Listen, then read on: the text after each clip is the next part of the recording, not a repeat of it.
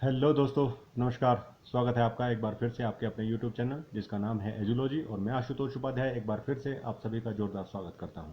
जैसे कि आप सबको पता है कि हम सीरीज चला रहे हैं बैक टू बेसिक्स, जिसमें फिलहाल दो लैंग्वेज चल रही हैं, जोंखा और इंग्लिश।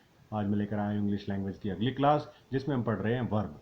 वर्ब के बारे में अगर आपको बेसिक जानकारी चाहिए, इससे पहले मैं बहुत सारी वीडियोस अपलोड कर चुका हूं। ये पांचवा पार्ट है आज मैं जो आपके लिए लेकर आया हूं वर्ब का। वर्ब से पहले इंग्लिश की 4 क्लासेस ऑलरेडी अपलोडेड हैं, जिसमें मैंने आपको बेसिक ओवरव्यू, उसके बाद पार्ट ऑफ स्पीच, और पार्ट ऑफ स्पीच के बाद सबसे पहला जो पार्ट ऑफ स्पीच चुना वो वर्ब। वर्ब की 3 क्लासेज, आज चौथी क्लास होने जा रही है। यदि आप देखना चाहते हैं इसको और बेसिक तरीके से, डीप तरीके से समझना चाहते हैं, तो आप चैनल पर जाइए, पहले लिस्ट में जाकर आप इसको देख सकते हैं। मैं पिछली वीडियोज का लिंक डिस्क्रिप्शन में भी आप सबको प्रोवाइड करा दूंगा। तो चलिए आज की वीडियो शुरू करते हैं, टाइम को वेस्ट नहीं करते हैं।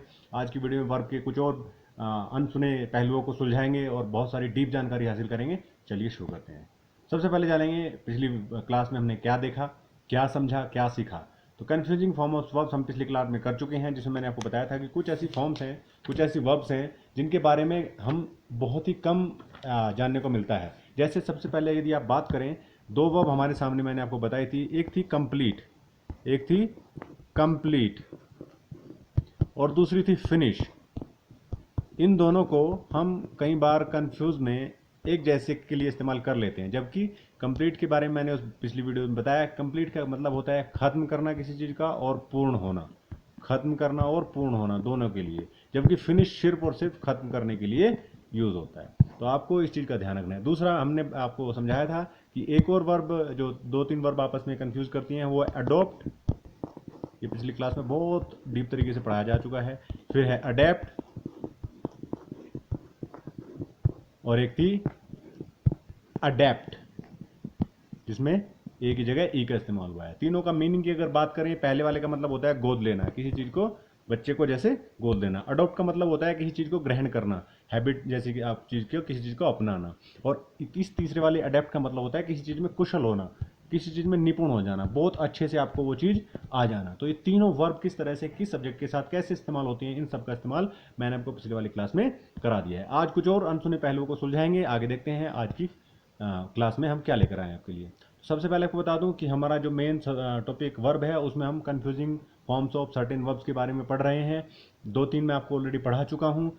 उसी तरह टेबल बना के आपको समझाया था। आज कुछ और वर्ब्स लेके आया हूं जो आपस में एक दूसरे के साथ कई बार मर्ज हो जाती हैं, तो आपको समझ नहीं आता है कि मुझे कौन सी वर्ब का इस्तेमाल करना है। उसी का हम बेसिक आज मतलब समझने जा रहे हैं। तो चलिए देखिए, सबसे पहले देखेंगे सी। सी की सेकंड फॉर्म होती है सा, उसके बाद लगता है सीन या वर्ब की थर्ड फॉर्म करो, जिसका मतलब होता है देखना। इसी के साथ एक मिलता जुलता वर्ड है सा। सा जो कि आरी, जो कि लकड़ी काटने के काम आती है। ये अगर वर्ब के रूप में इस्तेमाल होता है तो सेकंड फॉर्म साव्ड, थर्ड फॉर्म साव्ड, और इसका मतलब होता है आरी से काटना। तीसरी फॉर्म है, तीसरी जो वर्ब है सीव, जिसका मतलब होता है सिलना, इसका मतलब होता है सिलना। सेकंड फॉर्म की बात करें सीव्ड, थर्ड फॉर्म सीव्ड की तरह ही इस्तेमाल होगी। चौथे वाला है सो। सो मतलब होता है बीज बोना। यहाँ पे सेकंड फॉर्म सोव्ड, थर्ड फॉर्म सोव्ड, जिसका मतलब होता है बोना। अगला देखें, ग्राइंड। ग्राइंड का मतलब होता है पीसना, किसी चीज को पीसना। यदि इसको सेकंड फॉर्म के रूप में इस्तेमाल करेंगे ग्राउंड, थर्ड फॉर्म भी इसकी ग्राउंड है। यहीं पे ग्राउंड एक दूसरी वर्ब है जिसका सेकंड फॉर्म होता है ग्राउंडेड, थर्ड फॉर्म होता है ग्राउंडेड, और जिसका मतलब अगर बात करें तो होता है जमीन पर उतारना या उड़ने नहीं देना। जब हम किसी के पर कतर देते हैं, कुछ ऐसे शब्दों का जब इस्तेमाल करते हैं, वहां पे हम ग्राउंडेड, जैसे फ्लाइट लैंड करती है तो ग्राउंड का इस्तेमाल किया जा सकता है। तो इस तरह से ग्राइंड और ग्राउंड को आपस में कंफ्यूज नहीं होना है। अगला देख लेते हैं, राइज, जिसका मतलब होता है उगना, उठना या फिर तरक्की करना। तीनों के लिए इस्तेमाल कर सकते हैं। सेकंड फॉर्म है रोज, थर्ड फॉर्म आएगी राइजन। इसी के साथ एक और वर्ब है रेज। रेज की सेकंड फॉर्म है रेज्ड, थर्ड फॉर्म है रेज्ड, जिसका मतलब होता है उठाना, जैसे रेज योर हैंड। एग्जाम्पल में और एक्सरसाइज में आपको अच्छी तरह समझाऊंगा। अगला देखें, रेज, रेज्ड, रेज्ड, जिसका मतलब है ध्वस्त करना, किसी चीज को गिरा देना, गिराना। तो ये रेज, राइज और रेज, ये तीनों वर्ब आपस में कई बार कंफ्यूज करती हैं। इसका ज्ञान आपको हो गया। आगे बढ़ लेते हैं। अगला है देखिए फ्लाई। अगला है फ्लाई। फ्लाई का मतलब होता है उड़ना। अगर वर्ब के रूप में सेकंड फॉर्म के रूप में यूज होगा फ्लू, थर्ड फॉर्म के रूप में फ्लोन। यहीं पे एक और वर्ब है फ्लो। फ्लो का मतलब होता है बहना, किसी लिक्विड चीज का। सेकंड फॉर्म है फ्लोड, थर्ड फॉर्म फिर से फ्लोड के रूप में इस्तेमाल होगी। अगला है ब्लो।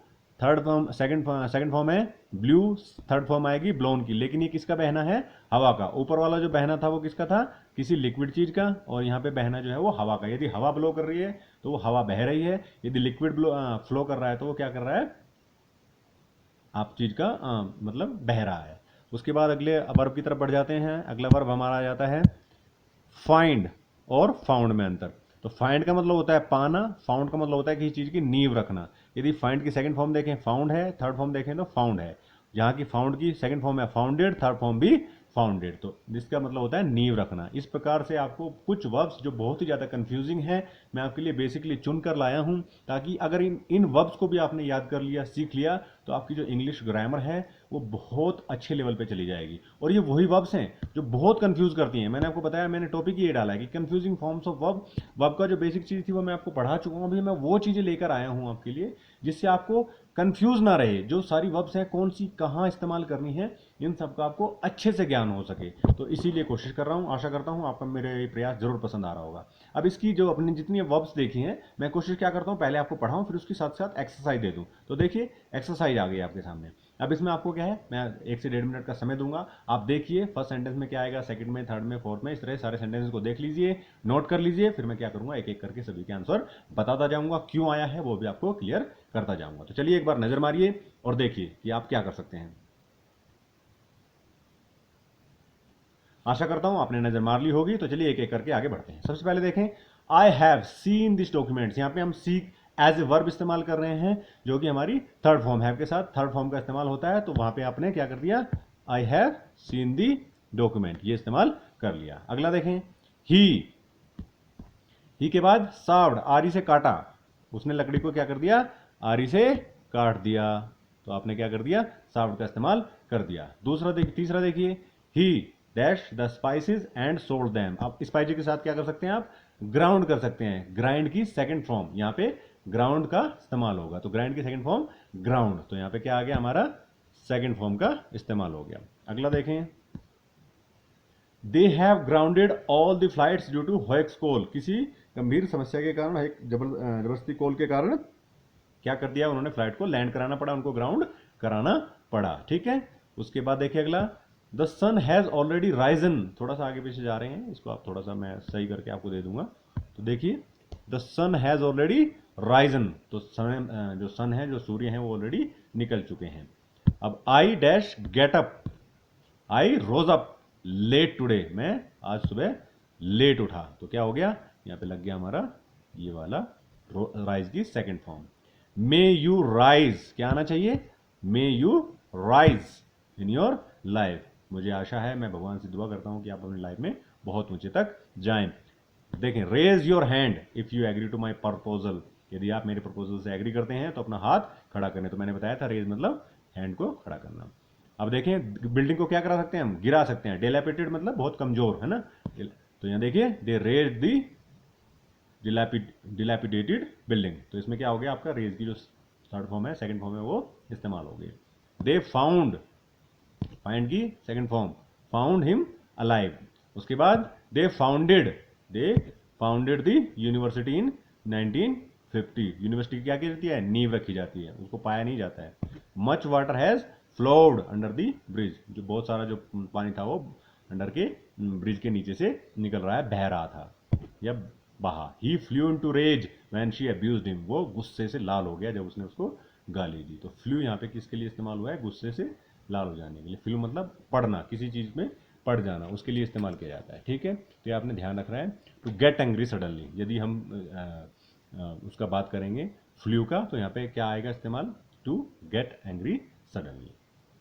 आगे बढ़ते हैं। फिर इस तरह के कुछ वर्ब्स आपके लिए लेकर आया हूं जो काफी परेशान कर रही होंगी आपको। यदि आपने इनको सीख लिया तो आपको निश्चित रूप से कोई परेशानी नहीं आने वाली है। देखिए, सबसे पहले देखें, स्टिक। स्टिक का मतलब होता है चिपकना या लगे रहना। सेकंड फॉर्म है स्टक, थर्ड फॉर्म है स्ट्रक। उसके बाद इसी से मिलती जुलती है स्ट्राइक। स्ट्राइक का मतलब होता है प्रहार करना, किसी चीज पर हमला करना। तो स्ट्रक, स्ट्रक। उसके बाद सेकंड एक ग्रुप है, ये है रिंग। रिंग का मतलब होता है घंटी बजाना या फोन करना। उसी की से मिलती जुलती है रिंज। रिंज का मतलब होता है निचोड़ना, कपड़ों को निचोड़ना, रंग और रंग। उसके बाद है स्विंग। स्विंग का मतलब होता है झूलना या हरकत में रहना। सेकंड फॉर्म है स्वंग, थर्ड फॉर्म है स्वंग। तीसरा जो ग्रुप है वो है बियर, बोर, बोर्न, जिसका मतलब होता है पैदा करना। और यदि तीसरे वाले बियर की बात करें, बोर बोर्न, जिसका मतलब होता है बर्दाश्त करना, किसी चीज़ को सहन करना। तो दोनों में अंतर देखिए, स्पेलिंग दोनों की सेम है, लिखा होना भी सेम है सेकंड फॉर्म तक, थर्ड फॉर्म में थोड़ा सा अंतर है, लास्ट में एन ई लग जाता है। उसके बाद फोर्थ ग्रुप है विंड, वाउंड वाउंड, जिसका मतलब होता है घुमाना या लपेटना, और वाउंडेड का मतलब होता है जख्मी, जख्मी करना, किसी चीज़ को घायल करना, किसी व्यक्ति को घायल करना, वाउंड वाउंडेड वाउंडेड।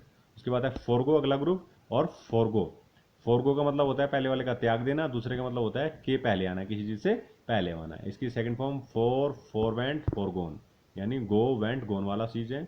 इसमें भी फोरगो फोरवेंट फोरगोन। ध्यान रखने वाली बात कि जो फोर है एफ ओ आर है पहले वाले में, सेकंड वाले में एफ ओ आर ई है, तो ये आपने ध्यान रखना है। इन वर्ब्स को बिल्कुल अपने दिमाग में बैठा लीजिए, मैं सॉफ्ट कॉपी प्रोवाइड करता जा रहा हूँ हर एक वीडियो के नीचे, आप वहाँ से डाउनलोड करिए, सीखिए, याद करिए और अपनी इंग्लिश को इम्प्रूव करिए। अगला देखें, बाइंड है, बाइंड का मतलब होता है बांधना। दूसरा है बाउंड, जिसका मतलब होता है दायरा बनाना। तो बाइंड बाउंड बाउंड, और बाउंड बाउंडेड बाउंडेड, ये कुछ वर्ब्स हैं जो आपको कंफ्यूज करेंगे। यदि आपको यदि आपने इनको याद कर लिया तो निश्चित रूप से आपकी इंग्लिश इंप्रूव होगी। सी की एक्सरसाइज देखेंगे। सबसे पहले देखें क्या होना चाहिए, अपनी लाइन में रहो, तो क्या आएगा, स्टिक टू योर लेन, अपनी लेन में रहो गाड़ी चलाते समय। Strike the iron when it is hot, आप जो है आयरन जब गर्म हो जाए तभी उसका इस्तेमाल करें या प्रहार करें। Ring the bell, ring the bell. उसके बाद he has wrung the cloth, उसने कपड़े निचोड़ दिए थे। Mangoes are swinging on from the branches, mangoes are swinging from the branches. The police swung into action when the riot broke out, police जो है action में आ गई जैसे ही जो है दंगे भड़के। He was born in 1990, पैदा होना है ना। I have borne the pain with courage, मैंने जो दर्द को है बहुत ही साहस के साथ सह लिया। Cholera is a water borne disease, cholera किसी की बीमारी है, वाटर जनित बीमारी है। विंड द वॉच, वॉच को क्या कर दो, घुमा दो, घुमाना है। The robbers bounded him, robbers ने, डकैतों ने क्या कर दिया, उसको घायल कर दिया। Forgo dessert if you want to lose weight, dessert क्या होती है, एक प्रकार की मिठाई, खाने के बाद जो मिठाई लेते हैं उसका बात कर रहा है यहाँ पे, डेजर्ट का मतलब होता है। तो आप भूल जाइए यदि आप अपना वेट लूज करना चाहते हैं। His past forwent wherever he approach for a job, उसके पास्ट ने उसका पीछा किया, वो जहाँ भी जॉब के लिए गया। And roots bind the soil, roots जो हैं, जड़ें जो हैं, मिट्टी को बांधे रखती हैं, बांधने का इस्तेमाल हुआ है। तो ये सारी वर्ब जो मैंने आपको पिछले वाले पेज में पढ़ाई, उसका इस्तेमाल अगली एक्सरसाइज में मैं कराता जा रहा हूँ ताकि आपको किसी प्रकार की कोई परेशानी ना हो। अगला ग्रुप देख लेते हैं। इस बार कंफ्यूजिंग वर्ब्स, नाउन्स और एडजेक्टिव कुछ भी हो सकता है जिसके सामने मैंने आपको मेंशन कर दिया है कि वो एक्चुअल में है क्या। जैसे देखें, सबसे पहले देखें क्या दिया हुआ है, dessert. Desert as a noun जब यूज होता है तो ये रेगिस्तान का काम करता है। डेजर्टेड जब एक एडजेक्टिव का काम करता है वो है वीरान। डेजर्ट यदि वर्ब के रूप में इस्तेमाल होता है उसका मतलब होता है छोड़ देना। डेजर्ट यदि एक नाउन के रूप में इस्तेमाल होता है तो ये है मिठाई। स्पेलिंग का ध्यान रखें, नाउन है, एडजेक्टिव है, वर्ब है, उसका ध्यान रखना है। इन सभी को ध्यान रखते हुए आप आगे बढ़ेंगे तो निश्चित रूप से कोई परेशानी नहीं आएगी। अगला देखें, अफेक्ट। अफेक्ट का मतलब होता है यदि एक वर्ब है तो असर करना। इफेक्ट का मतलब होता है परिणाम यदि एक वर्ब है तो, और फिर इफेक्ट यदि वर्ब है तो प्रभाव में लाना। उसके बाद देखें प्रैक्टिस, यदि TICE है, ये एक नाउन है जिसका मतलब होता है अभ्यास या चलन।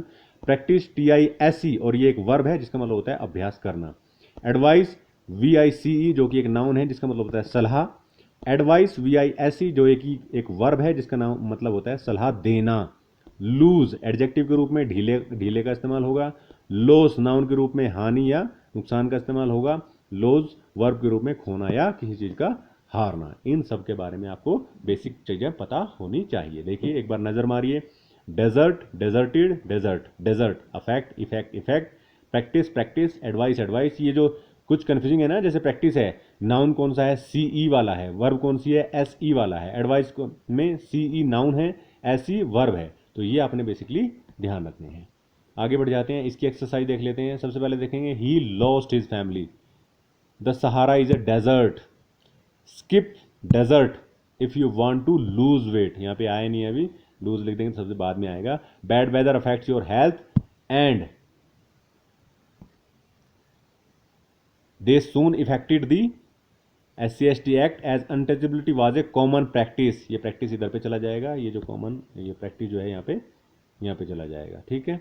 उसके बाद अगले वाला प्रैक्टिस कौन सा है, practice makes a man perfect. Practice makes a man perfect. उसके बाद practise these questions, don't lose your temper, अपने गुस्से को जो है मत खो। This he is wearing a loose shirt, ढीली शर्ट पहने हुए। Pakistan lost his match, they are lost the match. It is your loss not mine, ये आपका नुकसान है, मेरा नहीं है। डोंट एडवाइस मी, मुझे सलाह मत दीजिए। I know need your advice. तो यहाँ पे आपने एडवाइस का ध्यान रखने के समय क्या करना है कि कौन से वाला एडवाइस हमारा इस्तेमाल हो रहा है। तो जब हम एस ई इस्तेमाल कर रहे हैं तब एक वो वर्ब के रूप में इस्तेमाल हो रहा है, जब सी इस्तेमाल कर रहे हैं तो हम नाउन के रूप में इस्तेमाल हो रहा है। मुझे सलाह मत दीजिए, ठीक है। तो इस तरह से आपने ध्यान रखना है। प्रैक्टिस में भी सी ई जो है, प्रैक्टिस में भी क्या ध्यान रखना है हमने, सी ई जो है वो एक नाउन है और एस ई जो है वो एक वर्ब है। इस चीज़ का आपने विशेष ध्यान रखना है। आगे देख लेते हैं, लूज आप बाद में आ गया था। कोई अगला ग्रुप है, ये भी वर्ब्स, नाउन्स और एडजेक्टिव का है। जब वर्ब है वर्ब बता दूंगा। देखिए वियर, वियर का मतलब है पहने हुए होना। किसी चीज़ को यदि पहना हुआ है तो वियर का इस्तेमाल करेंगे, यदि आप पहन रहे हैं तो पुट ऑन करेंगे। यदि स्टैंड है और वर्ब के रूप में इस्तेमाल करना है तो खड़े रहने के लिए इस्तेमाल होगा। स्टैंड यदि नाउन के रूप में इस्तेमाल करना है तो खड़ी करने की जगह है, पार्किंग के लिए जैसे इस्तेमाल होता है। और स्टैंड अप मतलब होता है बैठे से उठना। किसी चीज़, जब आप बैठे हुए थे और उठना चाहते हैं तो वो फ्रेजल वर्ब के रूप में इस्तेमाल होगा और वो स्टैंड अप होता है। वंडर यदि वर्ब है तो ये एक भटकने के लिए इस्तेमाल होगी। वंडर यदि वर्ब है सोचना या आश्चर्यचकित करना, आश्चर्य करने के लिए इस्तेमाल होगी। और वंडर का मतलब होता है अजूबा, यदि एक नाउन के रूप में इस्तेमाल है। एम्प्लॉय एक वर्ब है तो नौकरी देना। अपॉइंट है तो नियुक्त करना, किसी चीज़ की नौकरी हो सकती है लेकिन किसी काम के लिए नियुक्त करना। ओवरटेक का यदि वर्ब के रूप में इस्तेमाल हो रहा है तो किसी चीज़ से आगे निकल जाना। और टेक ओवर एक फ्रेजल वर्ब है, पीवी का मतलब है फ्रेजल वर्ब, अपने अधीन लेना या अपने अंडर काम करा लेना, अपने अंडर ले लेना। इस तरह से कुछ जो ग्रुप ऑफ वर्ब्स, नाउन्स और एडजेक्टिव्स हैं जो एक दूसरे के साथ कई बार कंफ्यूज करते हैं। आपने कंफ्यूज नहीं होना, उनको अच्छे से सीख लेना है। इसकी एक्सरसाइज देख लेते हैं। मैंने क्या किया है, सभी के साथ को एक साथ ही लगा दिया है ताकि आपको किसी प्रकार की कोई परेशानी ना आए। He is wearing A sweater, वो एक स्वेटर पहने हुए है। और यदि पहनना है, पहनने के लिए कह रहे हैं put on your sweater, it is getting cold. Stand in queue, line में खड़े रहें। He stood up amid heavy round है actually round of applause when his name was called. तो इसमें वो खड़े, बैठे से खड़े होने को stood up. I wondered what to cook, मुझे पता नहीं लग रहा है मैं कि मुझे क्या बनाना चाहिए। He wandered here and there for water, वो पानी के लिए इधर उधर भटक रहा था। वंडर मतलब भटकना। We don't employ women in this boys college, यहाँ पे क्या करना, नौकरी देना। They appointed him secretary to the principal, उन्होंने प्रिंसिपल के सेक्रेटरी के रूप में उनको नियुक्त कर दिया, नौकरी पहले से थे वो। Soon Jet Airways overtook all its competitors, Jet Airways जल्दी ही अपने सभी कॉम्पिटिटर्स को ओवरटुक कर लेगा। तो क्या करेगा, ओवरटुक का मतलब क्या हो गया कि किसी चीज़ में अपने अंडर काम कराना, या the new take over the charge, the new take over the new CEO will soon take over the charge. The new CEO, इसमें आप लिख लीजिएगा, ये थोड़ा छूट गया है। द न्यू सीईओ विल, और फिर आएगा टेक ओवर दी चार्ज। ठीक है, तो ये सेंटेंस पूरा बन जाएगा। तो इसमें देखो, बियरिंग मतलब जब आप पहने हुए हैं, पुट ऑन मतलब जब आपको पहनना है, स्टैंड मतलब जब आप किसी चीज़ में खड़े होना चाहते हो, स्टूड अप मतलब स्टैंड अप मतलब जब आप बैठे हुए थे, खड़ा होना है। वंडर मतलब जब आप निश्चित नहीं कर पा रहे क्या है, कन्फ्यूजन में है। वंडर मतलब भटकना इधर से उधर। एम्प्लॉय मतलब किसी चीज़ पर नौकरी लेना। अपॉइंट मतलब नियुक्त हो जाना। ओवरटेक मतलब जब आप किसी चीज़ को नीचे करते हो, अपने से नीचे कर लेते हो। तो ओवरटेक में अगर आप बात करें तो किसी चीज़ से आगे निकल जाना, बेसिकली वो बात कर रहा है। और टेक ओवर का मतलब अपने अंदर ले लेना। तो इस तरह से आपको ये सारी वर्ब्स का इस्तेमाल देखने को मिल जाएगा। लास्ट है आज का, कुछ और ग्रुप ऑफ वर्ड्स हैं जो नाउन हो सकते हैं, वर्ब्स हो सकती हैं, या फिर एडजेक्टिव हो सकते हैं। देखिए, ब्रीड एज ए नाउन नस्ल के रूप में इस्तेमाल होता है। ब्रीड एज ए वर्ब जन्म देने के लिए। ब्रूड एज ए नाउन नन्हे पंछियों का समूह, छोटे जो पंछी होते हैं उनका समूह। ब्रूड एज ए वर्ब किसी चीज़ के बारे में सोचना, वो भी हैप्पीली, किसी चीज़ के बारे में सोचना वो भी हैप्पीली। तो ये ध्यान रखिएगा। उसके बाद सेल यदि वर्ब है तो बेचने के लिए, सेल यदि नाउन है तो वो बिक्री के लिए। कंप्लेन एक एज ए वर्ब शिकायत करना, कंप्लेन एज ए नाउन शिकायत ओनली। एश्योर का मतलब होता है तसल्ली देना एज ए वर्ब। इंश्योर का मतलब होता है एज ए वर्ब बीमा करना। इंश्योर का मतलब होता है एज ए वर्ब सुनिश्चित करना। दोनों में अंतर देखिए, एक में ई है एक में आई है। डिनाई एज ए वर्ब खंडन करना किसी चीज़ का। रिफ्यूज किसी चीज़ से इनकार करना। रिबट सबूत के साथ खंडन करना, सबूत के साथ खंडन करना मतलब किसी चीज़ को सबूत के साथ पेश करके बताना कि ये मैंने नहीं किया। डिक्लाइन का मतलब पतन होना, यदि वर्ब के लिए इस्तेमाल होता है। और डिक्लाइन यदि नाउन है तो किसी चीज़ का पतन है। तो आपने ये चीज़ का ध्यान रखना है। ये वर्ब भी कंफ्यूज करने वाले कुछ एडजेक्टिव, कुछ नाउन्स हैं जो आपको कंफ्यूज कर सकते हैं। आगे देखें, इसका क्या किया है मैंने, सारे के सारे का एक साथ आपको मौका दूंगा, आप सारे सेंटेंसेस को देख लीजिए किसके साथ क्या आएगा, फिर मैं क्या करूँगा एक साथ ही सारा का सारा आंसर जो है एक बार डिस्प्ले कर दूंगा, ताकि आपको क्या होगा, आसानी होगी देखने में। तो एक बार नजर मारिए, द डॉग इज ऑफ क्या आना चाहिए, good breed, familiarity, brood, contempt, familiarity, greed, जो ब्रीड, कंटेम्प्ट मतलब चोर चोर मोसेरे भाई, ये एक कहावत है, उसी का ये इंग्लिश वर्जन है। डोंट, ये देखिए मैंने सारों को क्या कर दिया है, don't brood over the past, she the brood if eaglet sitting there, good books sell like hot cakes, ये भी एक क्या है, good book sell like hot cakes मतलब जल्दी ही बिक जाती हैं, बहुत ज़्यादा डिमांड रहती है उनकी। The sale of woollen clothes dips in the summer, गर्मियों में इनकी जो डिमांड है या सेल है वो बिक्री है वो गिर जाती है। ही कंप्लेन्ड अगेंस्ट देम, उन्होंने उसके खिलाफ कंप्लेन कर दी। He has lodge a complaint, यहाँ पे कौन सी, शिकायत, वहाँ पे शिकायत करना और यहाँ पे शिकायत। I ensure that all the doors were locked, मैंने इंश्योर किया, यहाँ पे ई वाला इंश्योर है। I assure you my help, उन्होंने अपनी हेल्प का वादा किया या एश्योर किया, सुनिश्चित किया। He insured his car against theft and accident, यहाँ पे आई वाला इंश्योर्ड है क्योंकि बीमा से संबंधित है। He denied to have stolen might, उसने किसी चीज़ को मना करना जब आप, उसने उसकी घड़ी जो है नहीं चुराई है। रिफ्यूज़ का मना कर देना, यानी उसने उसकी मदद करने को मना कर दिया। और ही डिक्लाइंड आर ऑफर, अपने ऑफर को उन्होंने क्या कर दिया, डिक्लाइन कर दिया या मना कर दिया। तो इस प्रकार से ये सारे सेंटेंसेस के आंसर यहाँ पे साइड में लिखे हुए हैं, आप इनको देख सकते हैं, समझ सकते हैं अच्छे से। तो अब आशा करता हूँ ये जो हमारा प्रयास है वो आपको पसंद आ रहा होगा। आप इंग्लिश का कुछ पार्ट जो अभी तक आपने शायद नहीं जाना होगा उसको सीख रहे होंगे। चलिए सीखते रहिए। कोई भी दिक्कत है, कोई भी समस्या है, कोई भी इम्प्रूवमेंट आप चाहते हैं तो आप कमेंट के माध्यम से मुझे बता सकते हैं। मैं कोशिश करूँगा कि आपकी हर एक बात का जवाब दे सकूँ। तो चलिए मिलते हैं फिर से एक नई वीडियो में, तब तक के लिए अपना ध्यान रखिए। Take care, bye bye, thank you. Summary की अगर बात करें, मैंने आपको बता दिया कि भी confusing forms of verbs, nouns and adjective चल रहे हैं, वही हम आपको पढ़ा रहे हैं। चलिए अपना ध्यान रखिए, thank you, take care, bye bye.